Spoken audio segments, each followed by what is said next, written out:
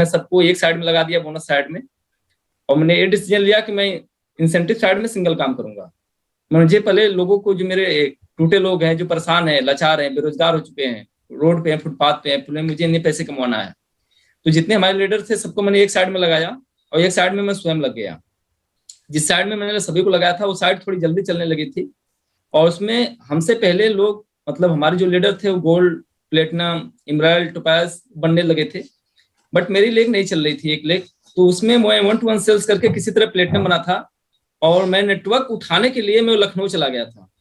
जब मैं वापस आया तो यहाँ पे जो मेरी बनी बनाई टीम थी वो जीरो हो गई थी, कोई बचा नहीं था काम करने वाला, क्योंकि कहीं कहीं अपने काम में लोग चले गए थे वापस। मैं 3 महीना का केवल गैप किया था, लखनऊ के अंदर रुक गया था, और जब वापस आया तो कोई बचा नहीं था। तो सर उसमें दौर ये था कि फील्ड वर्क भी करना पड़ता था, मेरे पास पैसे नहीं थे, जबकि डाउनलाइन के बड़े बड़े चेक आते थे। मैं एज ए अपलाइन कभी किसी को बोल नहीं सकता था कि नहीं आज मेरी हालत खराब है। जब भी कभी लोग बुलाए, जहां भी बुलाए, मैं वहां गया, मीटिंग किया, सेमिनार किया, लेकिन मेरे पास पैसे नहीं हुआ करते थे, पॉकेट खाली हुआ करती थी। मैं इस बात को लेकर कई बार आप लोग के सामने रोया भी है, बताया भी है जी जी कि हाल है सर, मेरा हेल्प करिए। लेकिन उसके बाद सर आपने समझाया बहुत अच्छा कि सर आपको नेटवर्क में कामयाब बनना है तो एक जगह हब बनाना पड़ेगा, एक जगह आप रुक जाओ, दौड़ने से बिजनेस नहीं होता। फिर मैंने सैदपुर को सर हब बनाया और सैदपुर के अंदर रुक गया, वहां पे मैं धीरे धीरे काम को उठाना शुरू किया, और वहां से फिर आज all over India sir business चला गया है। लेकिन वो दौर था सर, बहुत बुरा वक्त था, और मैं उस दौर को देखा हूँ। जब मेरा इमराल्ड रैंक हुआ था तब उसने जयगढ़ का प्रोग्राम था, उस जयगढ़ प्रोग्राम में मैंने रिस्क लिया था, अपने दम पे 16 लोगों का टिकट मैंने बुक कराई थी, और सबके 6,000 जो पर हेड आए थे, 3,000 टिकट का, 3,000 आने जाने खाने पीने का मैंने स्वयं दिया था, और 6,000 पर हेड का 16,000 लोगों का मैंने पेड किया था, जयगढ़ ले गया था। वहां से आने के बाद गुरुदेव सौभाग्य था कि आपका 10 कदम मिला था रिवर प्लेस में। फिर से मैंने 12 लोगों का 3500 रुपए के हिसाब से मैंने पैसा पेड किया था, और जब वो 12 लोग 10 कदम से आपके निकले थे सर, फिर असली बिजनेस वहां से इमराल्ड रैंक से मेरा उठना शुरू हुआ, और आज हर सप्ताह का 40,000, 50,000, 60,000, 70,000 पे बनता है, और लगातार बन रहा सर। तब से बिजनेस पीछे नहीं गया ना जीरो गया, लगातार बढ़ रहा सर, बढ़ते हुए जा रहा है। शुरुआत की प्रॉब्लम यहाँ पे बहुत ज्यादा रही है, और अभी आप कैसा महसूस कर रहे हैं? सर अभी तो बहुत रिलैक्स महसूस कर रहा हूँ। आपके पास गाड़ी जो थी पिछली कंपनी में वो टो हो गई थी, लेकिन फिर आपने वही गाड़ी लिया, वही नंबर आपने सेलेक्ट किया, अब आप कैसा महसूस कर रहे हैं? गुरुदेव मैं जरूर बताना चाहूंगा, जब मेरा पुरानी कंपनी का जब लास्ट चल रहा था, तो मेरी जो ड्रीम कार थी वो इंडिका वेस्टा थी, और मैंने एक अपाची गाड़ी खरीद रखा था उस कंपनी में। लेकिन जब कंपनी छूट रही थी, वो मजबूरी में कर्जे मेंटेन करने के लिए मुझे बेचना पड़ा। मैंने कार को, बाइक को, दोनों को सेल किया था। मैं कभी नहीं चाहता था वो कार बाइक सेल करना, लेकिन मजबूरियां, हालात इस कदर आ गए थे कि उसे सेल करना पड़ा। जब मैं सेल कर रहा था तो मेरे जो पास पड़ोस के लोग थे, जो मेरे दोस्त, वो हंस रहे थे कि ये नेटवर्किंग किया था कामयाब बनने के लिए, ये नेटवर्किंग किया था सपने पूरा करने के लिए, नेटवर्किंग किया था लोगों को नीचा दिखाने के लिए या बहुत बड़ा आदमी बनने के लिए, अब इसकी हेकड़ी निकल गया, औकात में आ गया।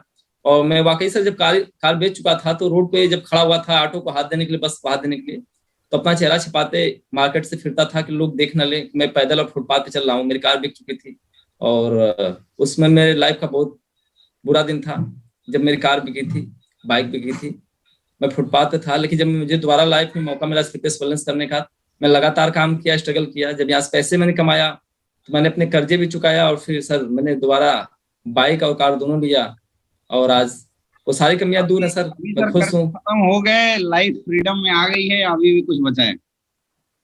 बिल्कुल सर, पूरे कर्जे में मुक्त हूँ। आज मेरे पास बिल्कुल कर्जे नहीं रह गया है, और आज परिवार खुशहाल है। बस अपने टीडीएस और टैक्स मेंटेन करने के लिए आज बल्कि मैं 2.5 लाख एनुअल पॉलिसी भरता हूँ, LIC भरता हूँ, ताकि टैक्स में कुछ छूट मिल जाएगा। जितना मैं ब्याज भरता था आज उतना मैं LIC का भरता हूँ, ताकि मेरा टैक्स में कुछ बचत आ जाएगी। और आज मम्मी पापा के लिए मैंने, जिस झोपड़े में रहते थे मशीन पे, उनके लिए मैंने लगभग 10 लाख का मकान बना के गिफ्ट किया है, क्योंकि वो दिन मुझे याद है कि उन लोगों ने मुझे भैंस बेच के ज्वाइन कराया था, तो मुझे भी कुछ हम लोग उनके लिए करना चाहिए। एक बार आपकी फैमिली से जरूर मिलना चाहेंगे, क्योंकि दोस्तों हमारे बिजनेस में हमारे परिवार का बहुत बड़ा रोल होता है, हमारी फैमिली का बहुत बड़ा रोल होता है, और सुख में भी दुख में भी होता है। आप तो लीडर्स को मार्केट में केवल दहाड़ते हुए देखते हैं, लेकिन उनकी फैमिली है वो स्ट्रगल पीरियड को भी देखती है। कई फैमिली होपलेस भी बना देती है, और कोई फैमिली सपोर्ट भी कर देती है। जो फैमिली होपलेस बनाती है वहाँ लोग टूट जाते हैं, जो फैमिलियां सपोर्ट करती है वहाँ पे लोग उठ जाते हैं। तो ऐसे टाइम में मैं जरूर चाहूंगा जयदेव जी कि आप अपनी फैमिली को स्क्रीन पे लाइए। आयो यार पास में। अब तो पहले मैडम जी को लाए सर या मम्मी पापा को? नहीं, आप पूरी फैमिली को सामने ले आइए, हम एक एक करके बात करते हैं। अच्छा ठीक सर, जरूर लाना चाहेंगे। मम्मी आओ और इधर। तब तक हमारे बीच में मौजूद है हमारे ब्लैक डायमंड मिस्टर विकास जी, जो कि काफी, मैं बोल सकता हूं कि डायरेक्ट सेलिंग डायमंड शिप बनाने के काफी एक्सपर्ट रहे हैं। विकास जी, स्वागत है आपका। एक डायमंड आज हमारे माले के अंदर जुड़ा है, ये हमारे 25वें डायमंड है और लगातार अपनी टीम के अंदर डायमंड आ रहे हैं। आपको क्या लगता है सर, एज ए लीडर लोगों को क्या मैसेज हमें देना चाहिए कि डायमंड शिप बनने के लिए जो बेसिक चीजें हैं वो क्या क्या जरूरी है? बिल्कुल सर, सबसे पहले तो जयदेव सर को और पूरे फैमिली, क्योंकि मेरी जब शादी हुई थी तो लोगों ने बोला था कि लड़का कार चलता है, 50,000 महीने कमाता है, तो उसकी इच्छा थी कि आपका बहुत बड़ा बिजनेस है, स्टेज पे मुझे एक बार ले चलिए, उस पब्लिक को जरूर दिखाइए कैसा वो बिजनेस है, क्या है, मैं भी देखना चाहती हूँ।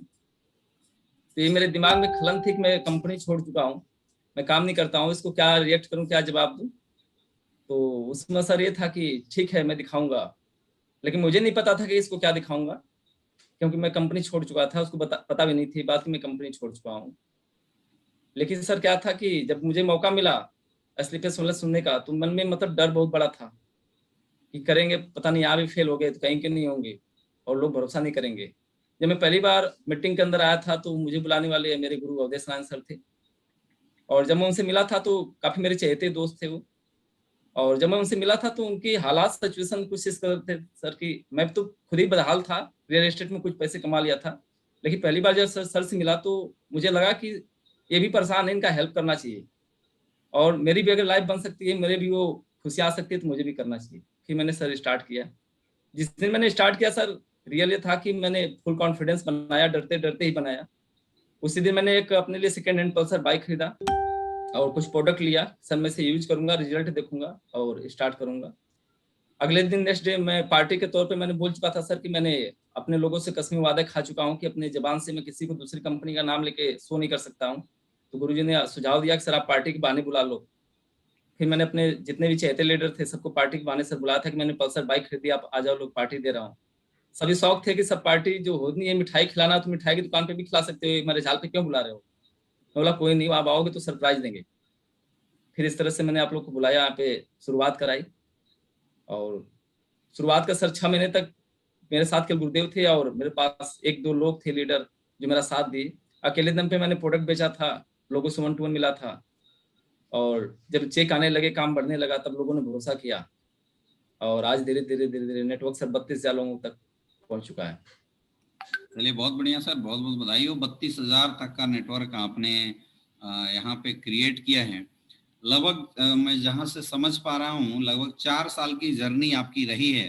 2017, 18, 19, 20, लगभग 4 साल की आपकी जर्नी रही है टोटल एस्क्लेपियस वेलनेस के अंदर। तो 4 साल के अंदर सर क्या टोटल अचीवमेंट रहा है यहाँ पे? सर यहाँ पे जो ट्रू ट्रेवल है, रिवार्ड है, क्वार्टरली है, रिपर्चेज, सारी इनकम मिला के सर अब तक 80 लाख क्रॉस कर रही है। 80 लाख रुपए, यानी यहाँ पे जो आपकी इनकम रही एवरेज अगर हम देखें तो लगभग 20 लाख रुपए एवरेज इनकम रही। और दोस्तों मैं बताना चाहूंगा कि आज के डेट में 20 लाख रुपए एवरेज इनकम की जो सैलरी है वो अच्छे अच्छे IITian की नहीं होती, अच्छे अच्छे इंजीनियर डॉक्टर की नहीं होती। एवरेज इनकम देखा जाए तो लगभग शुरू से लेके लास्ट तक, क्योंकि शुरुआत में इनके चेक 1000 के भी आए होंगे, 1500 के भी आए होंगे, अगर हम शुरू से लेके अभी तक की जर्नी का सफर देखें तो एवरेज इनकम 2 लाख से ऊपर की पर मंथ की, 2 लाख से ज्यादा की इनकम यहाँ पे दिखाई दे रही है। तो एक तरफ सर 12 साल की मेहनत आपने किसी कंपनी में किया, एवरेज इनकम 10,000 रुपए महीने पे रही। आपने एस्क्लेपियस वेलनेस में 4 साल का मेहनत किया, एवरेज इनकम 20 लाख रुपए, एवरेज इनकम आपकी 2 लाख रुपए महीने यानी 20 लाख रुपए सालाना की लगभग रही है। और जर्नी अभी तो स्टार्टिंग हुई है। बोला जाता है दुनिया में कोई भी धंधा पहले बनता है उसके बाद धंधा होता है। तो 1-2 साल तो आपको ऑफ कोर्स एस्क्लेपियस वेलनेस में 2-3 साल तो बिजनेस को बनाने में ही लग जाते हैं। अभी तो बिजनेस एक बूमिंग स्टेज में आपका आया हुआ है। तो इन 4 साल के सफर में सर क्या बिजनेस में ऊपर नीचे अप डाउन रहा या नॉर्मल रहा, कैसा रहा, सफर कैसा रहा? मैं इस चीज के लिए अवधेश नारायण जी को जरूर इनवाइट करना चाहूंगा, क्योंकि आपके सक्सेस जर्नी में वो हमेशा रहे हैं। क्या कभी ऐसा हुआ सर कि इस दरमियान जयदेव सर का भी आपके पास फोन आया हो कि सर मैं बड़ा परेशान हूँ सर, समझ में नहीं आ रहा है, काम होगा नहीं होगा, इस टाइप की कोई सफर रही है आपके अनुसार?